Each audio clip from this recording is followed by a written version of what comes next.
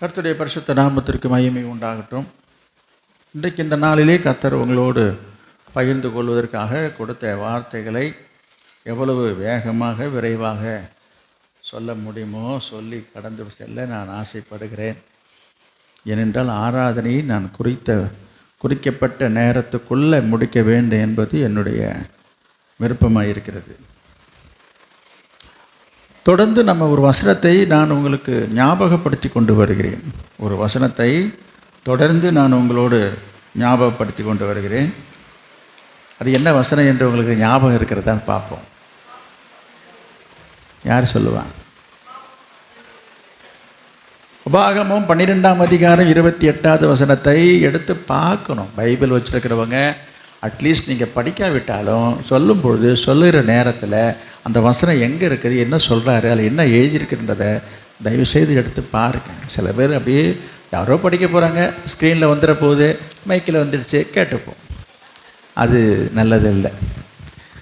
அதாவது உனக்கு கிடைத்த இந்த நாளில் ஆகிலும் உன் சமாதானத்துக்கு ஏற்றவைகளை, இந்த வசனம் தெரியுமா உங்களுக்கு?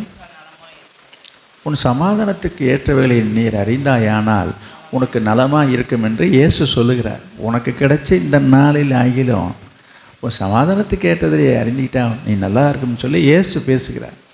நான் என்ன சொல்கிறேன், இந்த வசனத்தை எடுத்து வைக்கிட்டு உங்களுக்கு கிடைத்த இந்த ஆராதனை நேரத்தில் உங்களுக்கு தான் பைபிள் படிக்க நேரம் கிடையாது. ஐயோ நீங்கள்லாம் எவ்வளோ பெரிய ஆட்கள், எவ்வளோ வேலை இருக்குங்க.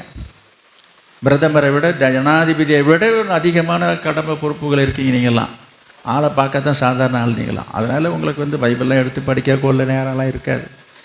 அதனால் நான் சொல்ல வந்தது என்னென்னா, உங்களுக்கு கிடைத்த இந்த நேரத்தில் ஆகிலும் எங்கே இது ஆலயத்தில் வந்திருக்கிறோம், ஆராதனைக்கு வந்திருக்கிறோம். இப்போ இந்த ஒரு மணி நேரம் நம்ம இங்கே உட்கார்ந்துருக்க வேண்டிய ஒரு கட்டத்துக்குள்ளே வந்திருக்கிறோம். அப்படிப்பட்ட சூழ்நிலையில் சொல்லப்படும் வசனங்களை எடுத்து இப்போதாவது இந்த உபாகம் எங்கே இருக்குது, யாத்திராவை எங்கே இருக்குது என்று பார்க்கக்கூடாதா? சில பேருக்கு உபாகம் எங்கே இருக்குன்னா அகராதியை போய் தேடிட்டு இருப்பாங்க. அது எத்தனை பக்கம் தெரியலையேன்னுட்டு. நான் தப்பாக சொல்லலை, இழிவாக பேச வரல. காரணம் என்ன? படித்து பழக்கம் இல்லாதனால காரணம். அதுக்குத்தான் நான் சொல்கிறேன், சொல்லப்படுகிற நேரத்திலேயே என்ன செய்யணும், அந்த சொல்கிற வசனத்தை எடுத்து கண்ணால் பாருங்கன்னு தான் சொல்கிறேன். படிக்கிறதுக்கு ஒரு இருக்கிறாங்க, என்ன நினைக்கிறாங்க, யாரோ படிக்க போகிறாங்க, யாரோ எடுக்க போகிறாங்க, நமக்கு என்ன அப்படியே ராஜா மாதிரி உட்காந்துருக்கிறது இல்லை. தயவுசெய்து வசனத்தை எடுத்து பாருங்கள். இப்போவாது பைபிளில் இப்போ ஒரு வசனம் இருக்குதா என்று சொல்லி. அதனால தான் நான் திரும்ப ஒவ்வொரு வாரமும் இந்த வசனத்தையே ஞாபகப்படுத்தி கொண்டு வரேன். செய்தி அதுவும் அல்ல, ஆனாலும் உங்களுடைய பிரயோஜனத்துக்காக வாசிக்கலாம். உபாகமம் 12ஆம் அதிகாரம் 28வது வசனம். நீ உன் தேவனாகிய கர்த்தரின் பார்வைக்கு நன்மையும் செம்மையுமானதை செய்வதினால் நீயும் உனக்கு பின்வரும் உன் பிள்ளைகளும் என்றென்றைக்கும் நன்றாயிருக்கும்படிக்கு நான் உனக்கு கற்பிக்கிற இந்த எல்லா வார்த்தைகளையும் நீ கவனித்து கேள். கவனிங்க, இதில் மிக குறிப்பாக முக்கியமான வார்த்தையை, நான் உனக்கு கற்பிக்கிற இந்த எல்லா வார்த்தைகளையும் நீ கவனித்து கேட்கணும். எதுக்கு கேட்கணும், எதுக்கு கவனிக்கணும்? இதனால் எனக்கு என்ன நன்மை, இதனால் எனக்கு என்ன பலன் அப்படின்னா, அதுக்கு முந்தின வரியை நான் பார்க்குறோம். என்னது? நீயும் உன் பிள்ளைகளும், நீயும் உன் பிள்ளைகளும் என்றென்றைக்கும் நன்றாயிருக்கிறதுக்கு தான். வேறு எதுக்கும் நாங்கள் சொல்லலையே. இன்றைக்கு எல்லாரும் வாழ்க்கையை வாழ்ந்து கொண்டிருக்கிறோம், எல்லாரும் வாழ்ந்துட்டுருக்கிறோம். வாழ்க்கை இந்த உலகத்தில் வாழ்க்கை என்கிற ஒரு ஓட்டத்தில் நம்ம எல்லாம் ஓடிக்கொண்டிருக்கிறோம். நம்முடைய வாழ்க்கையினுடைய மிக முக்கியமான பகுதி எது என்று சொன்னால், எல்லாருடைய யாரையாவது நீங்கள் பார்த்து இங்கேயும் சரி வெளியிலையும் சரி, சும்மா யாரையாவது ஒருத்தவங்களை பார்த்து ஒரு கோயில்லையோ இல்லை ஆலயத்துலேயோ எங்கே போய் எண்ணத்தை வேண்டிக்கிட்டாலும் நீங்கள் வேணால் அவங்களுக்கு சும்மா அவங்களை கேட்டு பாருங்களேன், என்னம்மா வேண்டிக்கிட்டேன்னு. நான் நல்லா இருக்கணும், என் பிள்ளைங்க நல்லா இருக்கணும், என் குடும்பம் நல்லா இருக்கணும். இதை தாண்டி எதுவுமே இருக்காது. இதுக்கு உள்ளே நான் அடங்கிடுச்சிங்க. எல்லாருமே நான் சொல்கிறது புரியுது, ஒரு வார்த்தையில் எல்லாமே அடங்கிடுச்சு. நான் நல்லா இருக்கணும், என் பிள்ளைங்க நல்லா இருக்கணும், அதை தாங்க நான் வேண்டிக்கிறேன், வேறு ஒன்றும் இல்லைங்க. இந்த நான் நல்லா இருக்கணுன்ற ஒரே வார்த்தையில் எல்லாமே அடங்கிடுச்சு. நான் நல்லா சுகமாக இருக்கணும், சௌக்கியமாக இருக்கணும், வியாதி இல்லாமல் இருக்கணும், கடன் பிரச்சனை இல்லாமல் இருக்கணும், கஷ்டம் இல்லாமல் இருக்கும். என் பிள்ளைகளுக்குன்னு சொல்லும்போது என்னது, பிள்ளைகளுக்கு காலாகாலத்தில் ஒரு திருமணம் ஆகணும், அவனுக்கு ஒரு நல்ல வேலை கிடைக்கணும், அவனுக்கு சொந்தமாக ஒரு வீடு இருக்கணும். அப்புறம் என்னங்க தனித்தனி பிரித்து சொல்லுவாங்க. இந்த ஒரே வார்த்தையில் எல்லாமே அடங்கி போச்சு. அப்போ யோசித்து பாருங்கள். அப்போ இதை தான் நம்ம தேடிட்டு இருக்கிறோம், இதுக்கு தான் இன்றைக்கி அலைஞ்சிட்டு இருக்கிறோம், இதுக்கு தான் வேலைக்கு போயிட்டுருக்குறோம், இதுக்கு தான் நம்ம சம்பாதிச்சுட்ருக்குறோம். இப்போ ஒரு நல்ல நிலையை அடைய வேண்டும் என்பதற்காக தான் எல்லாரும் பாடுபடுறோம், பிரயாசப்படுறோம். புரியுங்களா? இங்கே வந்தால் இங்கே ஏதோ அதுக்கு சம்பந்தம் இல்லாத ஒரு காரியத்தை நம்ம இங்கே நடத்துகிற மாதிரியும், அதுக்கு சம்பந்தம் இல்லாத ஒரு காரியத்தை இங்கே சொல்கிறத போல் சிலர் நினைக்கிறாங்க. இது எல்லாமே உங்கள் வாழ்க்கையோட குடும்பத்தோடு சம்பந்தப்பட்ட விஷயங்க. எனவே நீங்கள் நன்றாக இருக்க வேண்டும் என்று சொன்னால் உங்களுக்கு என்ன வேலை இருந்தாலும், எவ்வளோ வேலை இருந்தாலும், எவ்வளோ கஷ்டம் இருந்தாலும், எவ்வளோ பிரச்சனை இருந்தாலும் என்ன செய்யணும்? முதலாவது தேவனுடைய ராஜ்யத்தையும் அவருடைய நீதியையும் தேடணும். எனவே ஆண்டவருக்கு நாம் முதலிடம் கொடுக்கணும், ஆண்டவருக்கு முக்கியத்துவம் கொடுக்கணும், ஆண்டவருக்கு நேரத்தை ஒதுக்கணும், அவளை ஆராதிக்க ஆலயத்துக்கு வருவதற்கு நேரத்தை ஒதுக்கணும். அதெல்லாம் ஆண்டவர் நமக்கு ஒரு கட்டளையாக பிரமாணமாகவே எழுதி வைத்திருக்கிறார். 10 கற்பனைகளில் ஒன்று என்ன? ஓய்வு நாளை பரிசுத்தமாய் ஆசரிக்க நினைப்பாக என்பது கற்பனைகளில் ஒன்றாக இருக்குது. கட்டளை அது, கட்டாயம் அது. பாருங்க, இவ்வளோ பேர் காணும். என்ன சொல்லுவாங்க அவங்கெல்லாம் கேட்டால், எனக்கு தலைக்கு மேலே வேலைங்கன்னுவாங்க. என்ன வேலையே தெரியல. கர்த்தர் உங்களை கிருபையாக கொண்டு வந்திருக்கிறார். எனக்கு அன்பானவர்களே, எனவே நீங்கள் நன்றாக இருப்பதற்காகவோ, நீங்கள் ஆசீர்வாதமாக இருப்பதற்காகத்தான் ஆண்டவர் உங்களை வைத்திருக்கிறார், எங்களை கொண்டு வந்திருக்கிறார். நம்ம இங்கே ஆராதனைக்கு வந்திருக்கிறோம். இன்றைக்கு இந்த நாளிலே உங்களுடைய பிரோஜனத்துக்காக தான் சில வார்த்தைகளை சொல்லும்படியாக ஆண்டவர் எனக்கு ஆவியானவர் சொன்ன வார்த்தைகளை எவ்வளவு வேகமாக, விரைவாக, சுருக்கமாக சொல்ல முடியுமோ சொல்லி நான் கடந்து செல்ல ஆசைப்படுகிறேன். இன்றைக்கு உங்களோடு சொல்லும்படியாக ஆண்டவர் எனக்கு ஆவியானவர் உணர்த்தின காரியத்தை நான் சொல்கிறேன். அனுமதியா, அங்கீகாரமா, பர்மிஷனா, ரெகக்னேஷனா? அனுமதி என்பது வேறு, ஏற்றுக்கொள்வது என்பது வேறு. அனுமதி அல்ல, அங்கீகாரம் தான் ரொம்ப முக்கியம். எனவே உங்கள் வாழ்க்கையிலே ஆண்டவரிடத்திலிருந்து ஆசீர்வாதத்தை நீங்கள் பெற்றுக்கொள்வதற்கு, ஆண்டவர் உங்களை ஆசீர்வதிக்கும்படியாக ஆசீர்வாதத்தை நீங்கள் பெற்றுக்கொள்வதற்கு வேண்டிய வழிமுறைகளை ஆண்டவர் இன்றைக்கு உங்களுக்கு சொல்ல விரும்புகிறார். ஒரு வசனத்தை நான் உங்களுக்கு சொல்ல விரும்புகிறேன். ஆதியாகமம் 22ஆம் அதிகாரம், ஆதியாகமம் 22ஆம் அதிகாரம் 18வது வசனம். நீ என் சொல்லுக்கு கீழ்ப்படிந்தபடியினால் உன் சந்ததிக்குள் பூமியில் உள்ள சகல ஜாதிகளும் ஆசீர்வதிக்கப்படும் என்று என் பேரில் ஆணையிட்டேன் என்று கர்த்தர் சொல்லுகிறார். சரி, அங்கே ஒரு வார்த்தையை பார்க்குறோம். ஆபிரகாமை பார்த்து ஆண்டவர் சொன்ன ஒரு வார்த்தை இது எழுதியிருக்கிறது. எதனால் ஆண்டவர் அவனை ஆசீர்வதிப்பதாக சொல்கிறாரு? நீ என் சொல்லுக்கு, அவர் சொன்ன வார்த்தைக்கு கீழ்ப்படிந்ததனால என்னது? நீ ஆசீர்வதிக்கப்படுவாய், உன் மூலமாக எல்லாரும் ஆசீர்வதிக்கப்படுவார் என்று சொல்லப்பட்டிருக்கிறது. இதே 12ஆம் அதிகாரத்திலையும் சொல்லப்பட்டிருக்கிறது, நான் உன்னை ஆசீர்வதிப்பேன், நீ ஆசீர்வாதமாக இருப்பாய் என்று ஆபிரகாமை பார்த்து சொல்லுவதாக இதே ஆதியாகமம் 12ஆம் அதிகாரத்தில் நான் வாசிக்கிறோம். கவனிங்க, என்ன சொல்ல வருகிறேன்? அப்போ ஆசீர்வாதத்தினுடைய வழிமுறை எது என்று சொன்னால் கீழ்ப்படிதல் இருக்கிறது. எனவே ஆண்டவர் உங்களை ஆசீர்வதிக்கிறேன் என்று சொன்னால் முதலாவது நம்ம ஆண்டவருக்கு நாம் கீழ்ப்படிய வேண்டும். கீழ்ப்படிதல் என்ன? ஆண்டவருடைய சொல்லுக்கு, ஆண்டவர் சொல்லுகிறதை, சொல்லுகிற வார்த்தைக்கு நம்ம கீழ்ப்படிய வேண்டும். ஆண்டவர் சொல்கிறாரு, சொல்லிக்கிட்டே இருக்கிறாரு. நிறைய பேர் அதை கேட்கறது இல்லை, அது கீழ்ப்படுகிறதும் இல்லை. எப்படி ஆசீர்வாதங்கள் வாழ்க்கையில் வரும்? கவனிங்க. அப்போ ஆண்டவர் உங்களை ஆசீர்வதிக்கிறேன் என்று சொன்னால், நான் இந்த கீழ்ப்படிதலை பற்றி நான் சொன்னேன். கீழ்ப்படிதல் என்ன செய்யணும்னா, ஆண்டவர் சொல்கிறத நம்ம கேட்கணும். அவர் சொல்லுகிற வார்த்தைக்கு நீங்கள் கீழ்ப்படிந்தால் கர்த்தர் என்ன செய்வார்? உங்களை ஆசீர்வதிப்பார். ஏன் உங்கள் வாழ்க்கையிலே ஆசீர்வாதங்கள் நிலைத்திருக்கவில்லை? ஏன் ஒரு பூரணமான ஆசீர்வாதத்துக்குள்ளாக நான் வாழ முடியல? வாழுறோம், நீங்கள்லாம் வாழாமல் இல்லை, வாழ்ந்துட்டு தான் இருக்கீங்க. ஏதோ வாழுறோம். கேட்டால் என்ன சொல்கிறோம்? ஏதோ இருக்கிறேங்க. ஏதோ ஓடிட்டு இருக்குங்க, ஏதோ போயிட்டு இருக்குங்க என்று சொல்லுகிற வார்த்தையை நீங்கள் நிறைய பேர்கிட்ட கேட்டிருப்பீங்க. எனக்கு அன்பானவர்களே, கர்த்தர் உங்களை ஆசீர்வதிக்க விரும்புகிறார். நீங்கள் ஆசீர்வாதமாக இருக்க வேண்டும் என்பது தான் ஆண்டுடைய விருப்பமாக இருக்குது. அப்போ அந்த ஆசீர்வாதத்துக்கு யாருங்க குறுக்க வந்திருக்கிறா, யாருங்க தடையாக இருக்கிறா, எதுங்க தடையாக இருக்குன்னு சொன்னால் கீழ்ப்படியாமை. அப்படி சொல்லுக்கு கீழ்ப்படியாமல் நடப்பது தான் உங்கள் ஆசீர்வாதத்துக்கு குறைவாக இருக்கிறது. நான் உங்களுக்கு சொல்ல வந்த விஷயம் என்னவென்றால், நான் சொன்னேன் அனுமதியா அங்கீகாரமா என்று சொல்லி. எனவே அநேக விஷயங்களிலே ஆண்டவர் சொல்கிறத கேட்கறத, ஆண்டவர்கிட்ட கேட்டு அவர் சொல்கிறத கேட்டு செய்கிறது கிடையாது. அவரவர்கள் அவருடைய விருப்பப்படியே நடந்து கொண்டிருக்கிறார்கள்.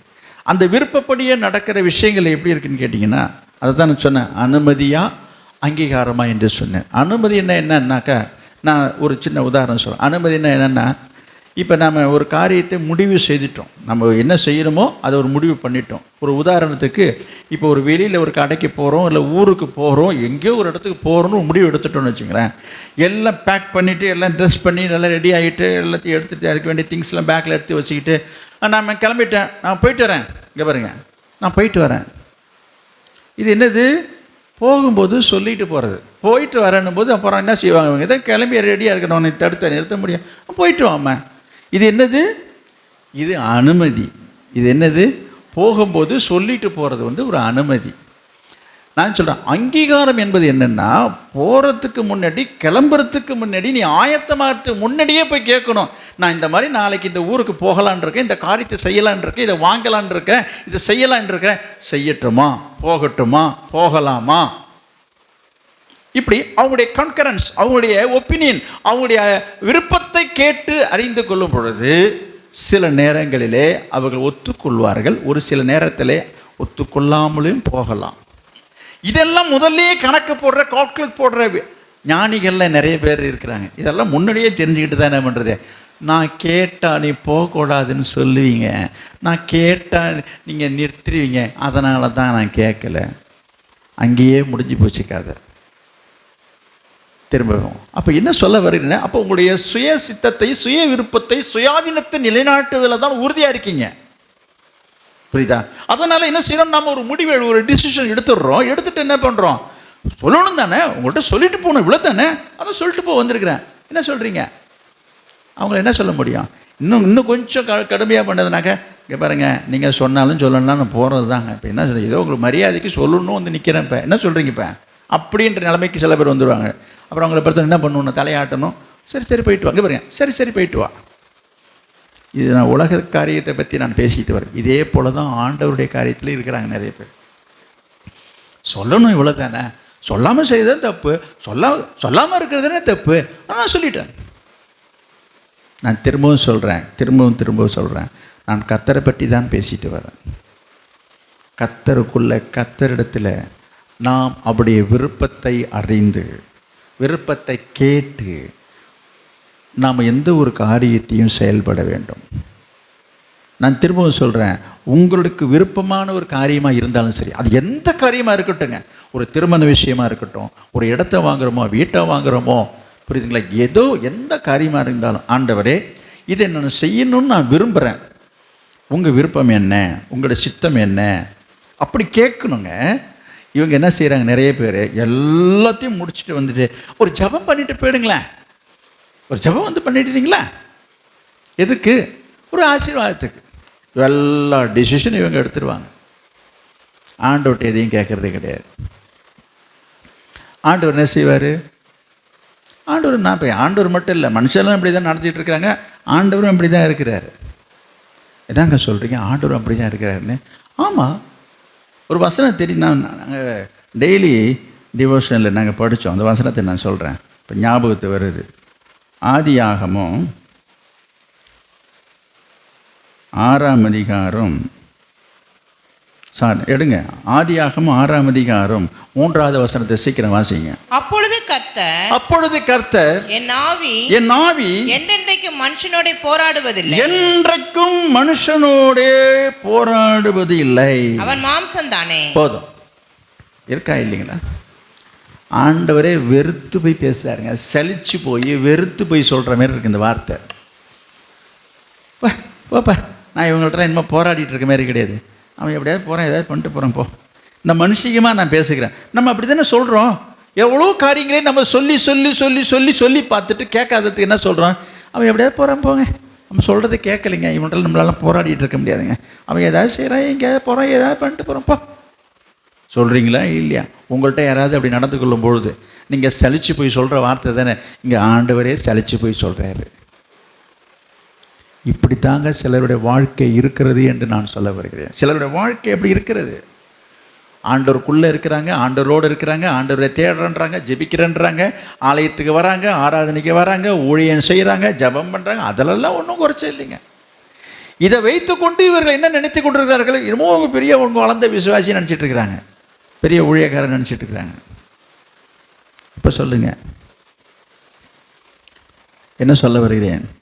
இன்றைக்கு அநேகருடைய காரியங்கள் எப்படி இருக்குது என்று சொன்னால், ஆண்டவர்கிட்ட ஆலோசனை கேட்கறதில்ல, ஆண்டவர்கிட்ட அவருடைய விருப்பத்தை கேட்கறதில்ல. நிறைய பேர் ஆண்டவர்கிட்ட அனுமதியை தான் கேட்குறாங்க, பர்மிஷன், அனுமதியை தான் கேட்குறாங்க. இன்றைக்கி அந்த நிலையில் தான் நிறைய பேர் இருக்கிறாங்க. எதுவாக இருந்தாலும் ஐயோ நான் எதாக இருந்தாலும் ஆண்டவர்கிட்ட சொல்லிட்டு தாங்க நாங்கள் செய்வோம். இங்கே பாருங்க, ஓ எதாக இருந்தாலும் அவங்க ஆண்டவர்கிட்ட சொல்லிவிட்டு எதாக இருந்தாலும் நாங்கள் ஜபம் பண்ணிட்டு தாங்க நாங்கள் செய்கிறோம். ஓஹோ, நான் சொல்கிறேன் நல்லது நல்லது. ஜபம் பண்ணுவதோ சொல்கிறதோ, சொல்கிற நீங்கள் அவர்கிட்ட பதிலை எதிர்பார்த்துட்டு என்னைக்காவது காத்திருக்கீங்களா? சரி, நீங்கள் சொல்கிறீங்க, சொல்லிட்டீங்க, அதுக்கு அவர் என்னங்க பதில் சொன்னார்? அவர் என்னங்க பதில் சொல்கிறாருங்க? அதான் அவங்ககிட்ட சொல்லணும்னு சொல்லிட்டோம். ஆண்டவர் பெரியவர், அவர் தான் தலைவர், அவர் தான் தெய்வம், அவர்கிட்ட நம்ம சொல்லணும், அவ்வளோதாங்க. அவர் என்ன சொல்கிறாரு, அவர் எப்போ சொல்லுவார், நான் எங்கே, இதெல்லாம் அவசரத்துக்கு ஆகிற விஷயமா இதுங்குது.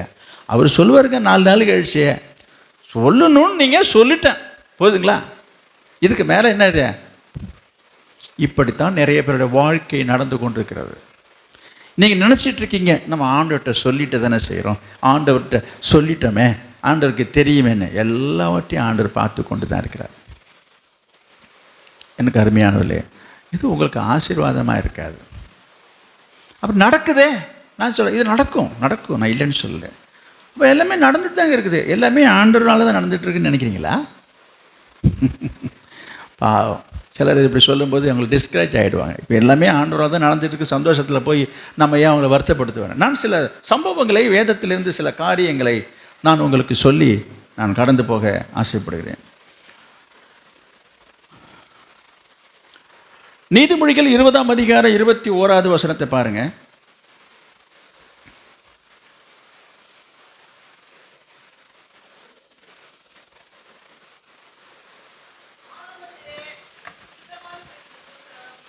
ஆரம்பத்தில் துரிதமாய் கிடைத்த சுதந்திரம் முடிவிலே ஆசீர்வாதம் பெறாது. முடிவிலே ஆசீர்வாதம் பெறாது. நல்லா கவனிச்சிங்க. ஆரம்பத்தில் துரிதமான என்ன, உடனே இன்ஸ்டன்ட், உடனே கிடைக்குதுங்க. சொன்ன உடனே, கேட்ட உடனே, நினச்ச உடனே டக்கு டக்கு டக்கு நடந்துட்டு இருக்கோம்.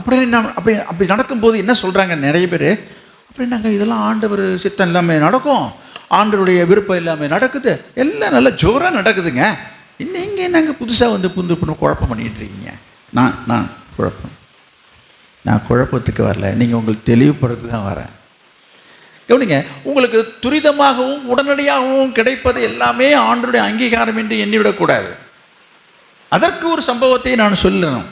அப்போஸ்தலர் 27ஆம் அதிகாரத்தில் 13வது வசனத்தை நீங்கள் பார்த்தீங்கன்னு சொன்னால், அப்போஸ்தலர் 27:13,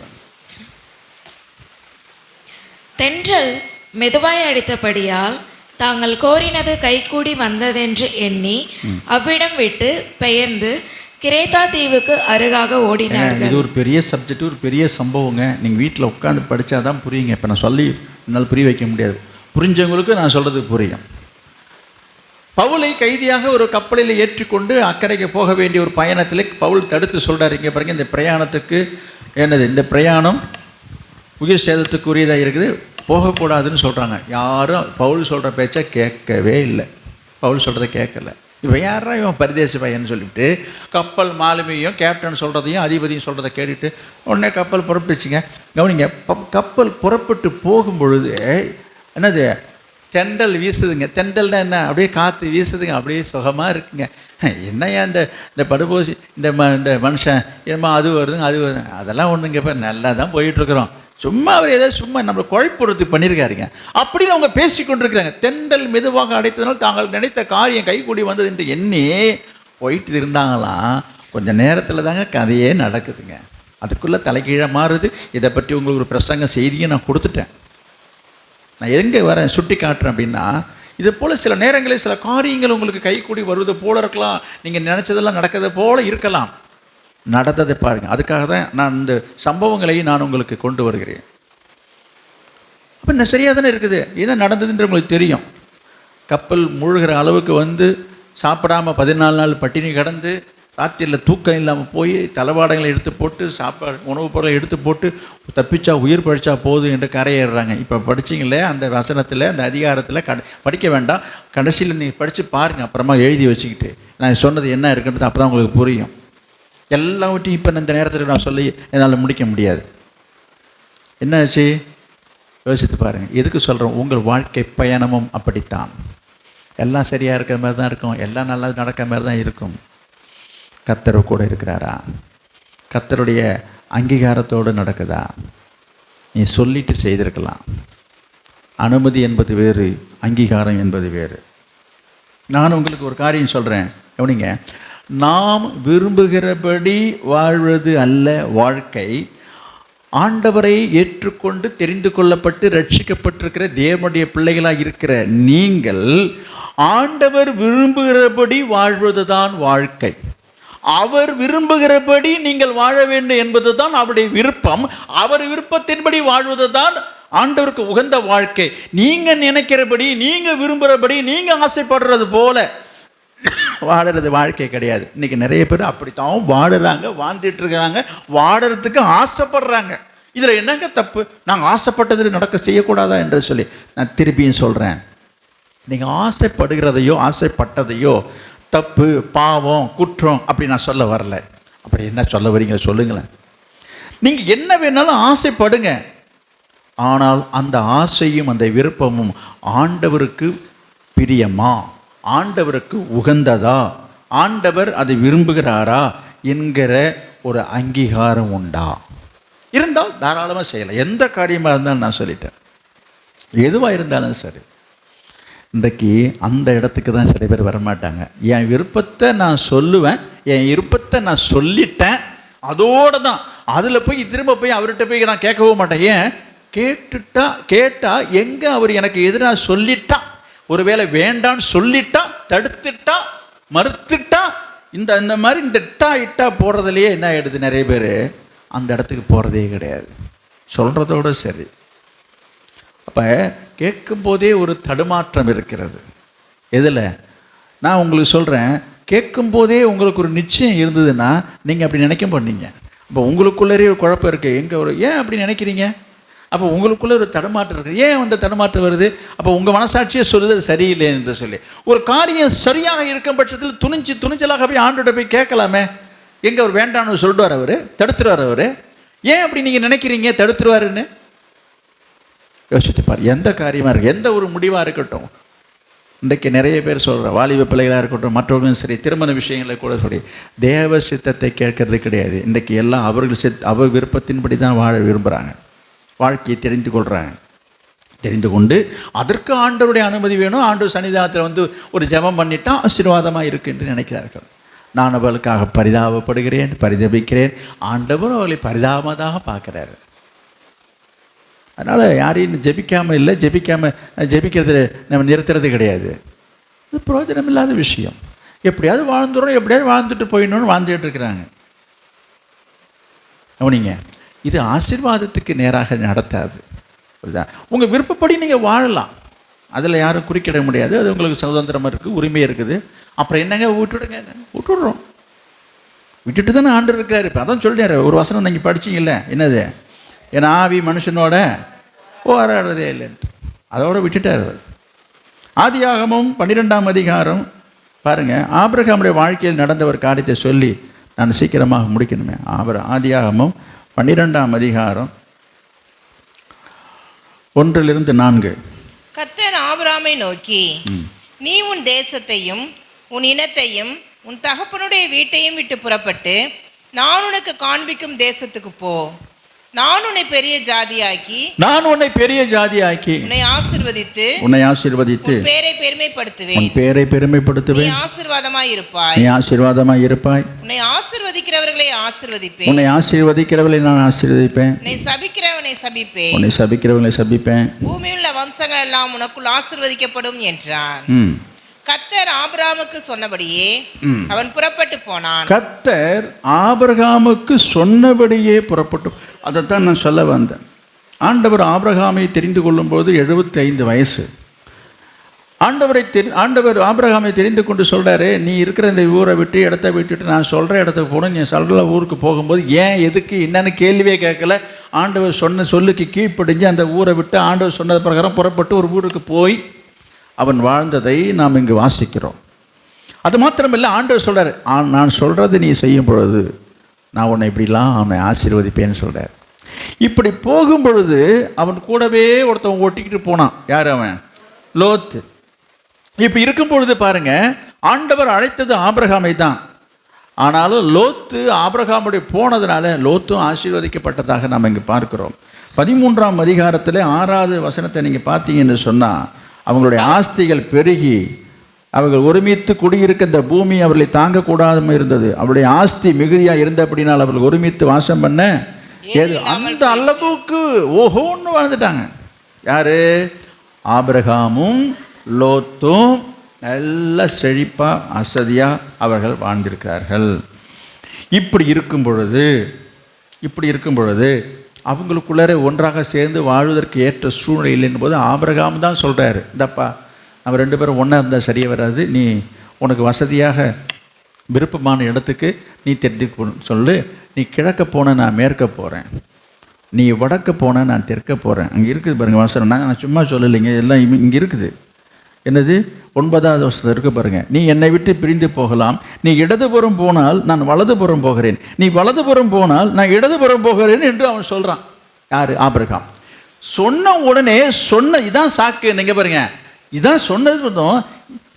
சொன்ன உடனே இதுதான் நமக்கு வசதி என்று சொல்லி லோத்து என்ன பண்றாரு அங்க பாருங்க. அப்பொழுது லோத்து தன் கண்களை ஏறெடுத்து பார்த்து யோர்தான் நதிக்கு அருகான சமபூமி முழுவதும் நீர்வளம் பொருந்தினதா இருக்க கண்டான். சரி, கர்த்தர் சோதோமையும் கொமோராவையும் அழிக்கும் முன்னே இதான் சந்தர்ப்பம்னு சொல்லிட்டு நல்ல வசதி யாரோட இருந்தது? லோத்து ஆபிரகாமோடு இருந்ததுனால அவனுக்கு ஒரு நல்ல வாழ்வு வந்தது, வளமை வந்தது, செழுமை வந்தது, செழிப்பு வந்தது, ஆசீர்வாதம் வந்தது. ஓஹோன்னு வாழ்ந்துட்டு இருக்கிறான். இப்படிப்பட்ட சூழ்நிலையில் ஆபிரகாம் ஒன்று சண்டை போட்டு வருத்தத்தில் விரோதத்தில் பிரித்து போகலாம் சொல்ல, இடம் பத்தில் இடம் நெருக்கடியாக இருக்குதுப்பா, நீ கொஞ்சம் தள்ளி போய் வசதியாக உன் விருப்பப்படி வாழணும்னு சொல்கிறார். இவ்வளவு தான் சொன்னது தான் போதும்னு சொல்லிட்டு என்ன பண்ணிருக்காரு? நல்ல இடத்த, செழிப்பான இடத்த, செழுமையான இடத்த அங்கே என்ன போட்டிருக்குது பார்த்தீங்கன்னா, இந்த 10வது வசனத்தில் பார்த்தீங்கன்னா, அது கர்த்தருடைய தோட்டத்தை போலவும் அப்படின்னு சொல்லிருக்கு. அப்படின்னா என்ன? ஏதேன் தோட்டத்தை போல இருக்குது. அப்போ அவனுடைய சாய்ஸ், அவனுடைய தெரிந்தெடுப்பு எப்படி இருந்திருக்கு என்று சொன்னால், செழிப்பானதை தெரிந்து கொண்டான், வளமானதை தெரிந்து கொண்டான், நலமானதை தெரிந்து கொண்டான். அதில் எந்த குறையோ குற்றமோ தவறு நான் இருக்குன்னு நான் சொல்லவில்லை. அப்போ அவனுடைய தெரிந்தெடுப்பு சரியாக தான் இருந்திருக்கிறது என்று சொல்லலாம். ஆனால் அது தேவ சித்தம் அல்ல, தேவனுக்கு பிரியமானதில்லை. அங்கே எழுதியிருக்குது, அந்த பட்டணத்தை அழிக்கிற வரைக்கும் ஏதேன் தோட்டத்தை போல தானே இருந்தது என்று முன்னாடியே அங்கே எழுதி வச்சிருக்கிறார். சொல்கிறார், உன்னுடைய வாழ்க்கையில் உன்னுடைய தெரிந்தெடுப்பு, உன்னுடைய சாய்ஸ், நீ தெரிந்து கொள்கிற காரியங்கள் கூட ஒருவேளை உன் கண்ணுக்கு நன்றாக படலாம், நன்றாக தெரியலாம், நன்றாக இருக்கிறது போல தோன்றலாம், நன்றாகத்தானே இருக்குது, செழிப்பாக இருக்குது, அழகாக இருக்குது, அருமையாக இருக்குது என்று கூட நீங்கள் நினைக்கலாம், நீங்கள் யோசிக்கலாம். இந்த லோத்தினுடைய காரியத்தை போல தான் நான் சொல்கிறேன். இப்படி ஏற்பட்ட சூழ்நிலையில் என்ன ஆயிடுச்சு என்று சொல்லி நீங்கள் பார்த்தீங்கன்னு சொன்னால்,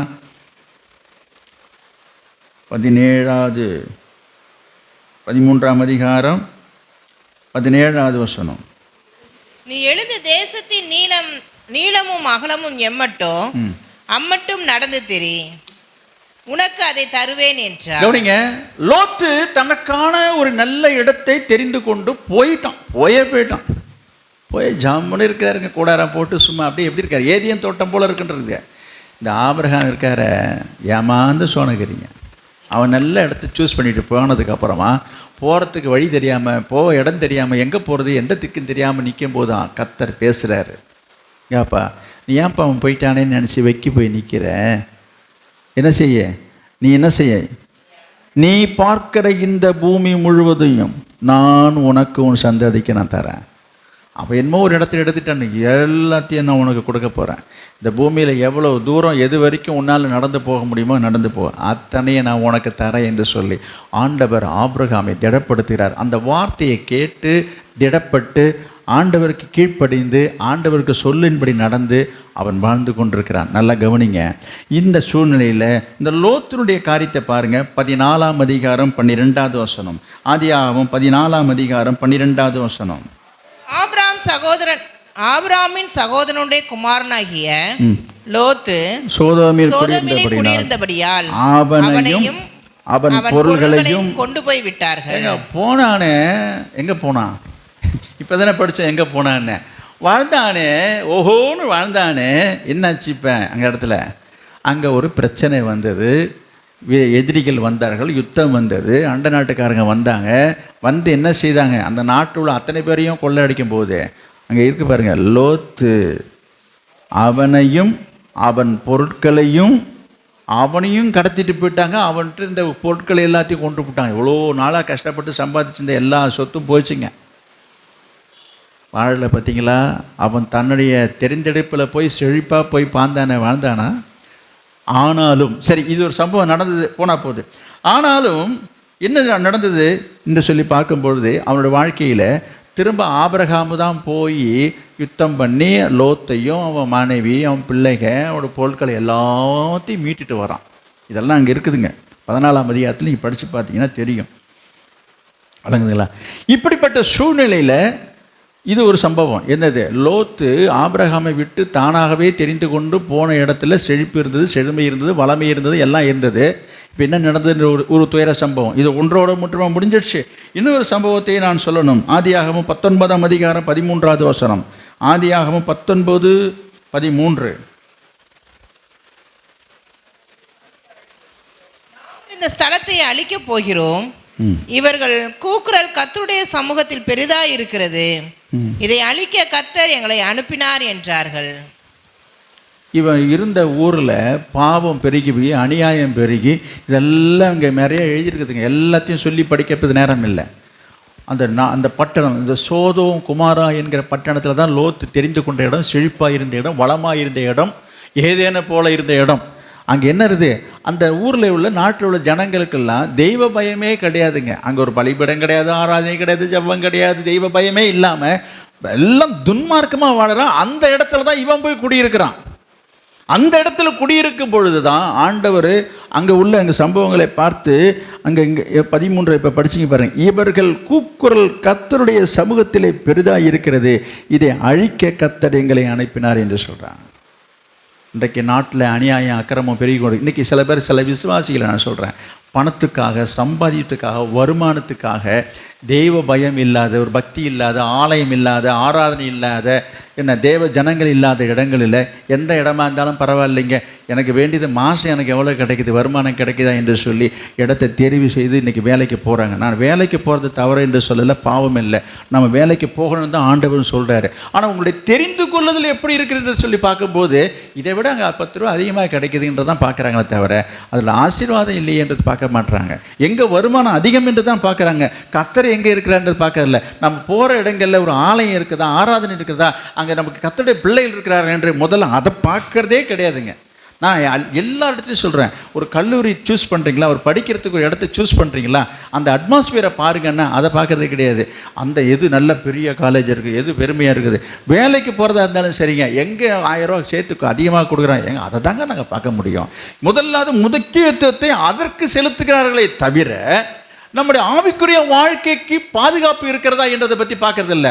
போயிட்டு சொல்லுவாங்க, ஐயோ அங்கே தலை காட்ட முடியலைங்க, ஒரே அநியாயம் அக்கிரமம், எல்லாம் வம்பு துன்பு சண்டைக்காரனாக தான் இருக்கிறான், நமக்கு என்னங்க இருக்குது, நம்ம போனோமா வேலை, நம்ம உண்டு வேலை உண்டு, நம்ம போய் வேலைக்கு வந்தோம்னு சொல்லி அப்படி இருக்கிறதாக நினச்சி எப்படியாவது சம்பாதிச்சுட்டு வரலாம் என்று சொல்லி நினைக்கிறாங்களே தவிர, ஆனால் அவங்களுடைய நிலைமை என்ன ஆகும் என்றதை நான் சொல்ல வருகிறேன். அப்படித்தான் நினச்சி இந்த லோத்து போனால் அவன் வாழ்ந்த பாடு இல்லை. நம்ம இங்கே பார்க்குறோம், முதலாவது ஒரு பிரச்சனை ஏற்பட்டு அதுலேருந்து ஆபிரகாம் அவனை காப்பாற்றுகிறாரு. அவன் வாழ்க்கை பயணம் தொடருதா என்று சொன்னால் திரும்பியும் பாருங்கள், அந்த நாட்டில் அந்த பட்டணத்தில் அதே என்ன செய்யுது, அக்கிரமம் பெருகி அந்த பட்டணத்தை ஆண்டவர் அழிக்க தீர்மானித்து தூதர்களை அனுப்புகிறாரு. அவங்க வந்து சொல்கிறாங்க, இந்தப்பா நீ சீக்கிரமாக இந்த வீட்டை விட்டு வெளியில் வா என்று சொல்லி. போன இடத்துல என்னது, போன இடத்துல அவர் சொல்கிறாரு, உனக்கு இந்த இடத்துல இன்னும் யாராவது உனக்கு வேண்டியவங்களாம் இருக்காங்களா என்று சொல்லி.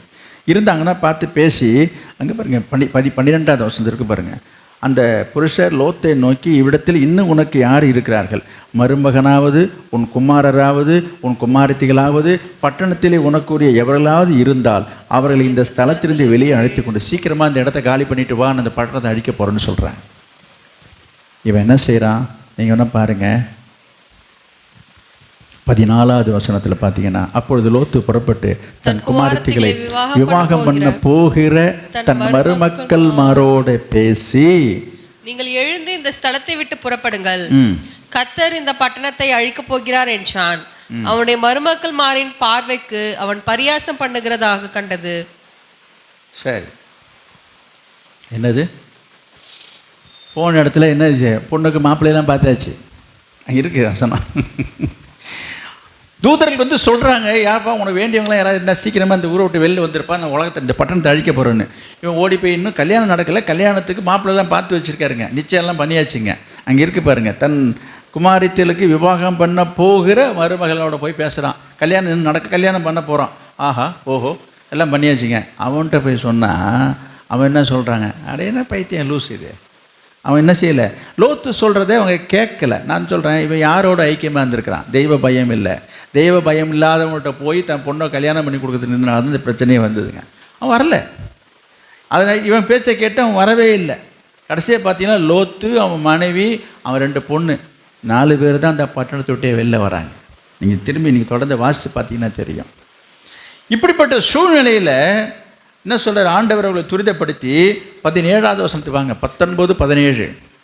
அவர்களை வெளியே கொண்டு போய் விட்ட பின்பு அவர், உன் ஜீவன் தப்ப ஓடிப்போ, உன் ஜீவன் தப்ப ஓடு, சீக்கிரம் ஓடு, நான் இந்த பட்டணத்தை அழிக்க போகிறேன், அக்கினியும் கந்தகத்தினால் இந்த பட்டணத்தை அழிக்க போகிறார் ஆண்டவர். ஏனென்றால் அக்கிரமம் பிரிஞ்சு பாவம் பெருகி போய் கிடக்குது, தெய்வ பயமே கிடையாது. அதனால் அழிக்கணும் என்று ஆண்டவர் சொல்லி சீக்கிரமாக அழிய போது, சீக்கிரம் வெளியில் வா, சீக்கிரம் வெளியில் வா என்று சொல்லும் பொழுது, உன் ஜீவன் தப்ப ஓடிப்போ, பின்னிட்டு பாராதே, இந்த சமபூமியில் எங்கும் நில்லாதே, நீ அழியாதபடிக்கு மலைக்கு ஓடிப்போ என்றார். நீ உயிர் தப்புனாக்க இந்த இடத்தை விட்டு ஒரே ஓட்டமா ஓடி நீ என்ன செய்ய, மலைக்கு போய் சேரு என்று சொல்றாரு. சொன்ன உடனே அதற்கு லோத்து, அப்படியல்ல ஆண்டவரே, கண்களில் உமது அடியேனுக்கு கிருபை கிடைத்ததே, என் பிராணனை காக்க தேவரீர் எனக்கு செய்த கிருபை பெரிதாக விளங்க பண்ணினீர்.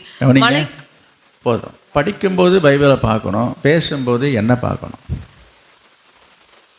பேசும்போதையும் நீ பைபிளையும் நட்டுட்டு பார்த்துட்டு இருந்தாக்க சொல்கிற வார்த்தை உங்கள் மனசில் போய் தங்காது.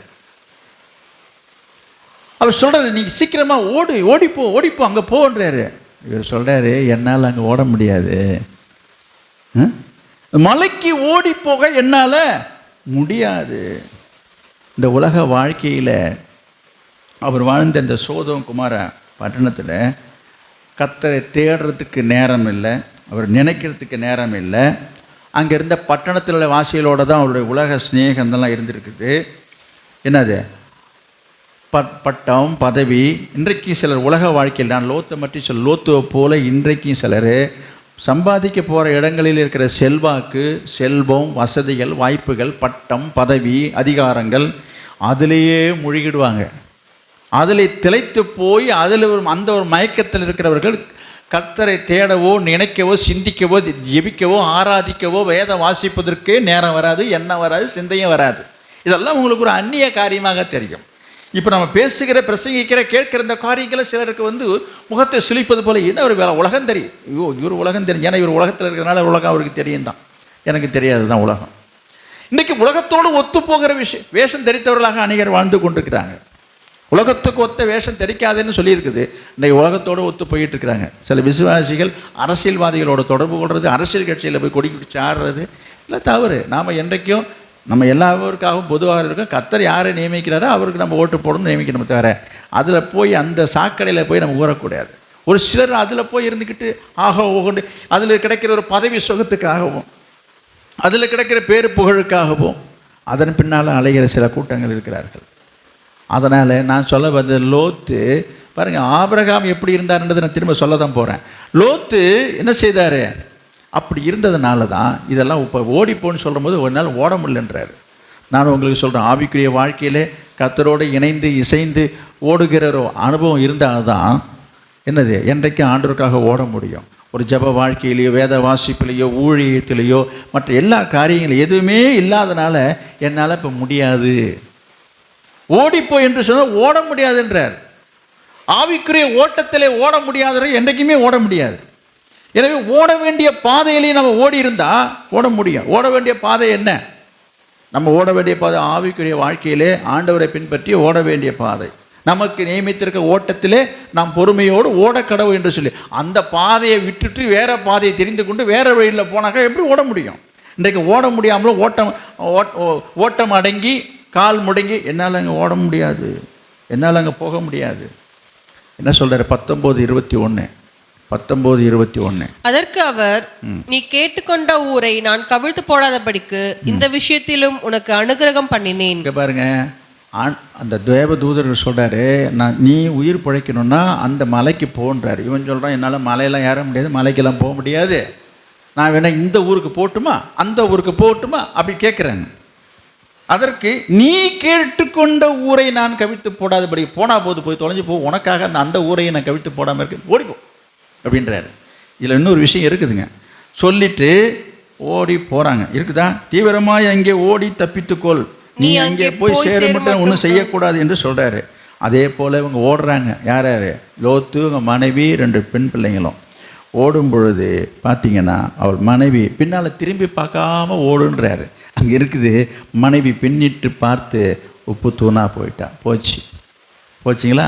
அடுத்தது இப்போ இருக்கிறது யார்? 2 பெண்ணும் 2 மகளும் லோத்து, 3 பேர் தான் இருக்கிறாங்க. இப்படி இருக்கும் பொழுது நீங்கள் வேணால் பாருங்கள், 30வது வசனத்தை பார்த்து, பின்பு லோத்து சோவாரிலே குடியிருக்க பயந்து சோவாரை விட்டு போய் அவனும் அவனோட கூட அவனுடைய 2 குமாரத்திகளும் மலையிலே வாசம் பண்ணினார்கள்.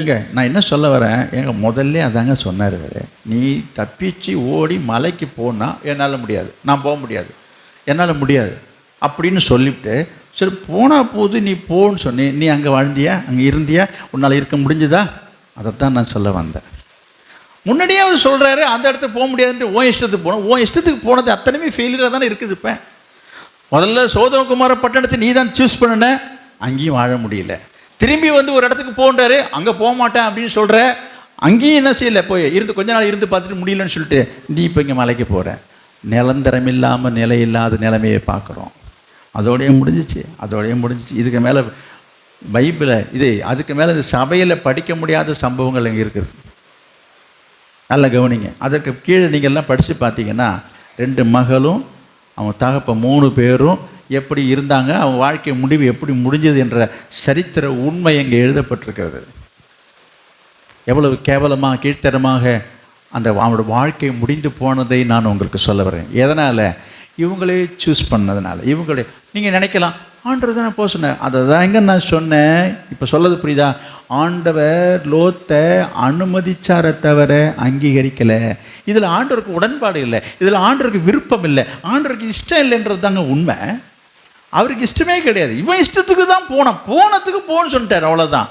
போகிறேன்னு ஆசைப்பட்றேன், நான் சொன்னேன் நீ கேட்க மாட்டேன், நீ நிற்க மாட்டேன், போறே போ. இன்றைக்கு உங்கள் நிறைய பேர் வாழ்க்கை அப்படி தானே இருந்துகிட்டு இருக்குது. நிறைய பேர் அப்படி தாங்க, நாங்கள் போய் தான் போகிறதுனா போ, நாங்கள் இதை செய்யணும், செஞ்சுக்க, ஒன்றும் செய்ய முடியாது. இதில் இவங்க என்ன, இதில் ஒரே ஒரு அற்ப திருப்தி என்ன தெரியுமா? இவங்க இஷ்டத்துக்கு ஒரு முடிவு எடுப்பாங்க, இவங்க இஷ்டத்துக்கு ஒரு காரியத்தை செய்வாங்க.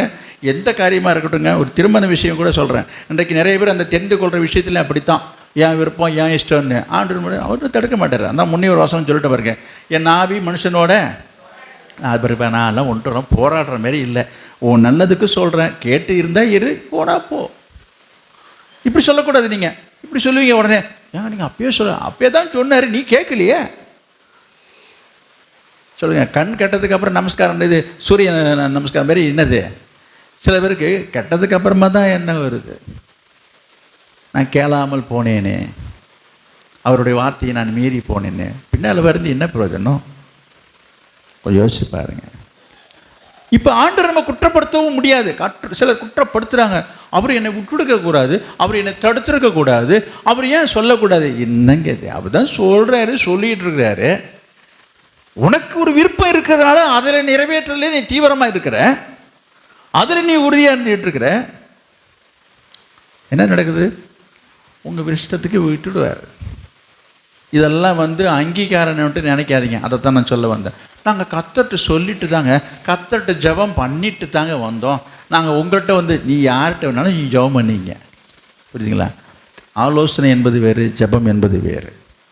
ஆலோசனை கேட்குறீங்களா? கேட்டால் நீங்கள் விட மாட்டீங்க, கேட்டால் நீங்கள் ஒத்துக்க மாட்டீங்க, கேட்டால் வேணான்னு சொல்லுவீங்க. அதனால தான் கேட்குறதே கிடையாது. முடிவாக போய் சொல்லிவிடும் அவர்கிட்ட. சில பேரை சொல்கிறதும் கிடையாது, முடிச்சுட்டு அப்புறமா சொல்லிப்போம். சொல்லணும் தானே, சொல்லிட்டாங்க. திரும்பவும் சொல்கிறேன், இப்போ பாருங்கள், ஆபிரகாமுடைய வாழ்க்கையை பாருங்கள். இப்போ லோத்தினுடைய காரியம் இப்படி நடந்தது, என்ன அவனோட முடிவு இப்படியாக ஆயிடுச்சு இல்லையா? ஆனால் ஆபிரகாமுடைய காரியத்தை பாருங்கள். ஆதியாகமம் 15ஆம் அதிகாரம் 2வது வசனத்தை பாருங்கள். அதற்கு ஆபிராம், கர்த்தராகிய ஆண்டவரே, அடியனுக்கு என்ன தருவீர்? நான் பிள்ளை இல்லாமல் இருக்கிறேனே. தமஸ்கு ஊரானாகிய இந்த எலியேசர் என் வீட்டு விசாரணை கர்த்தனாய் இருக்கிறானே என்றான். கவனிங்க, இப்போ நான் 2 பேருடைய வாழ்க்கையை வச்சு நான் சொல்லிட்டு வந்தேன். ஆபிரகாமே ஆண்டவர் அழைச்சார், போனார், கீழ்ப்படிஞ்சார் எல்லாம் சொல்லும் பொழுது இப்போ இந்த பகுதியை நம்ம பார்க்கணும். சில பேருடைய கேள்வி என்ன தெரியுமா?